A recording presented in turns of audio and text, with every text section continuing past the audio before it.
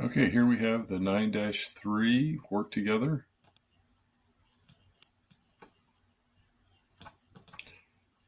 So we have our three transactions, our three purchases from 9-2 work together. So now we're going to post these transactions into ledgers. But first off, we are going to total the columns for the end of the month.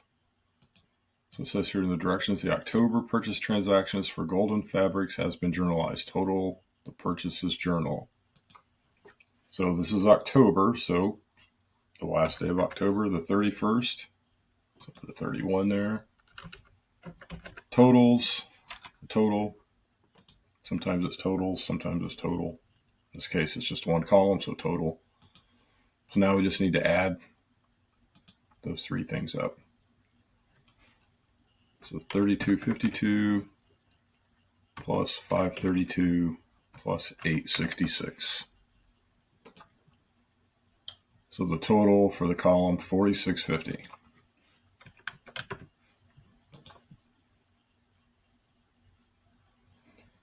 So then the next step, on to step 2.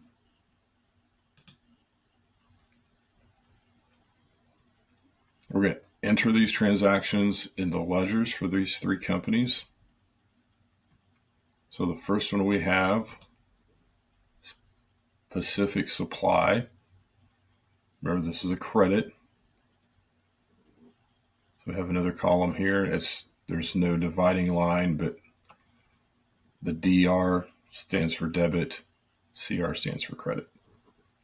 There's no box to fill in over there either. So, okay, so credit. So let's start with Pacific Supply. So let's find the ledger, and here it is, just the third one down. The date on that one was October 2nd, so we'll put a 2 there. The posting reference, purchases journal, page 10. So since this is a purchases journal, we're going to put a P there instead of just the number, because the number would just indicate it's from a general journal or a regular, just straight up journal. So this is from the purchases journal, page 10.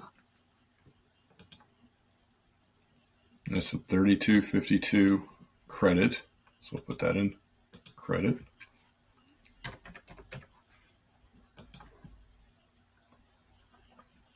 Then the previous balance before this entry was also a credit. So that means we're going to add those two together. So 925.65 plus 3252, 4177.65.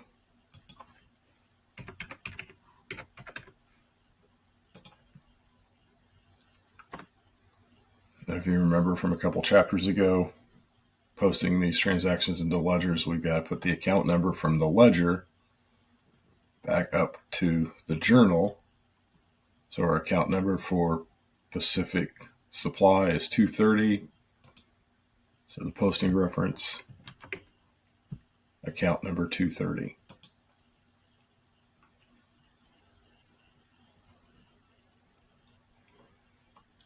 Close that. So now the next one we have, October 7th for Coastal Company. So Coastal Company is the first ledger on the list, so we'll click on that. Put a 7 there for October 7th. P10 for the purchases journal. Credit 532. We'll add that to the previous credit balance.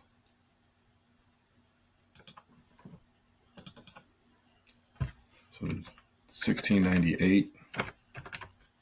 88 plus 532. 2230. 88 cents.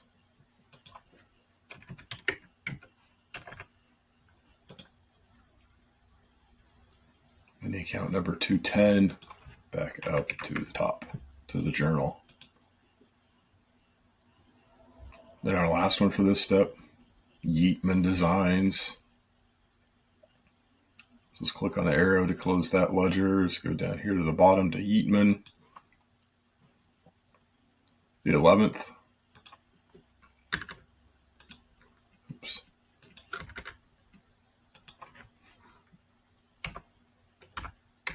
P10, credit $866. So the previous balance was $877. So now that we've got this new purchase on here, we've got to add that up to see what it brings the account up to. 877 plus 866, 1743.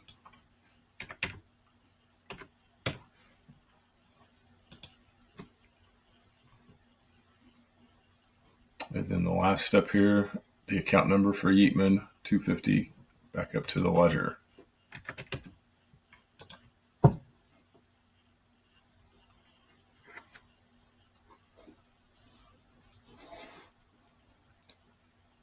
Okay, so that gets us to the last step for 9-3. Post to the general ledger. So the general ledger is going to be purchases, because this is a purchases journal, so we're going to post to the purchases ledger. So let's go down the list here, and here's purchases right here in the middle.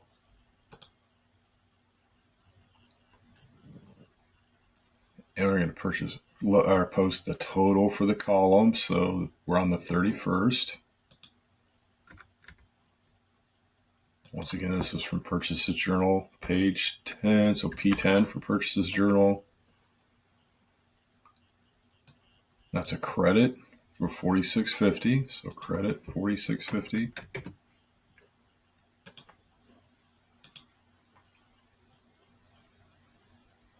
So there was a debit balance of $89,478. Now we've got a credit. So we're going to subtract the credit from the debit. So $89,478 minus $46.50. So that gets the balance on purchases down to $84,828. $84,828 and 25 cents.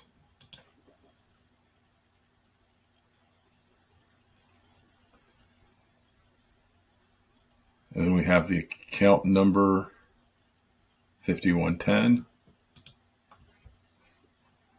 We'll put that there. And if you notice, when we clicked on that, another box opened for the other column. There are no debit entries for this one. Like I said, just mentioned a few seconds ago, there's no dividing line here like there should be. But we'll put 5110 there also, because the purchases debits, which we don't have any, would have been journalized or posted to the ledgers.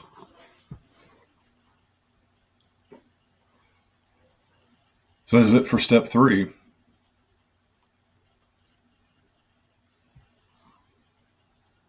So that's the complete 9-3 work together.